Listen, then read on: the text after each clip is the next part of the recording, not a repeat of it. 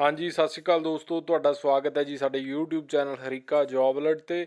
ਦੋਸਤੋ, ਜੇਕਰ ਤੁਸੀਂ ਚੈਨਲ ਨੂੰ ਪਹਿਲੀ ਵਾਰ ਵਿਜ਼ਿਟ ਕਰ ਰਹੇ ਹੋ, ਚੈਨਲ ਨੂੰ ਸਬਸਕ੍ਰਾਈਬ ਕਰ ਲਓ, ਬੈਲ ਆਈਕਨ ਦਬਾ ਲਓ ਹਰ ਨਵੀਂ ਅਪਡੇਟ ਦੇ ਲਈ। ਤੇ ਦੋਸਤੋ, ਹੁਣੇ PSPCL ਵੱਲੋਂ ਇੱਕ ਨੋਟੀਫਿਕੇਸ਼ਨ ਆਊਟ ਹੋਇਆ ਤੇ ਜਿਹੜਾ ਕਿ ਡਾਇਰੈਕਟ ਅਸੀਂ ਆਪਣੇ WhatsApp ਗਰੁੱਪ ਦੇ ਵਿੱਚ ਸ਼ੇਅਰ ਕੀਤਾ। ਉਸ ਤੋਂ ਬਾਅਦ ਤੁਹਾਡੇ ਤੱਕ ਵੀਡੀਓ ਲੈ ਕੇ ਆਏ ਜਿਹਦੇ ਵਿੱਚ ਜਨਤਕ ਸੂਚਨਾ ਦਿੱਤੀ ਗਈ ਹੈ ਕਿ ਵਿਗਿਆਪਨ ਨੰਬਰ CRA 298/2021 ਤਹਿਤ ਜਿਹੜੀਆਂ ਵੱਖਰੀਆਂ ਅਸਾਮੀਆਂ ਆਈਆਂ ਸੀ, ਜਿਹਦੇ ਵਿੱਚ 2632 ਪੋਸਟਾਂ ਸੀ ਟੋਟਲ, ਤੇ 31/5/21 ਤੋਂ ਔਨਲਾਈਨ ਫਾਰਮ ਸਟਾਰਟ ਹੋਣੇ ਸੀਗੇ।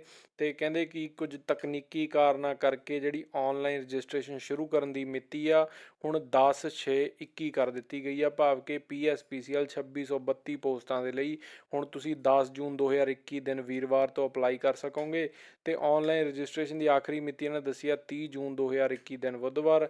ਤੇ ਬੈਂਕ ਵਿੱਚ ਫੀਸ ਭਰਨ ਦੀ ਆਖਰੀ ਮਿਤੀ ਦੱਸੀ ਆ 5 ਜੁਲਾਈ 2021। ਠੀਕ ਆ ਜੀ। ਤੇ ਇਹਨਾਂ ਨੇ ਕਿਹਾ ਕਿ ਉਮੀਦਵਾਰਾਂ ਨੂੰ ਸਲਾਹ ਦਿੱਤੀ ਜਾਂਦੀ ਹੈ ਕਿ ਉਹ ਸਮੇਂ-ਸਮੇਂ ਤੇ PSPCL ਦੀ ਵੈਬਸਾਈਟ ਚੈੱਕ ਕਰਦੇ ਰਹਿਣ।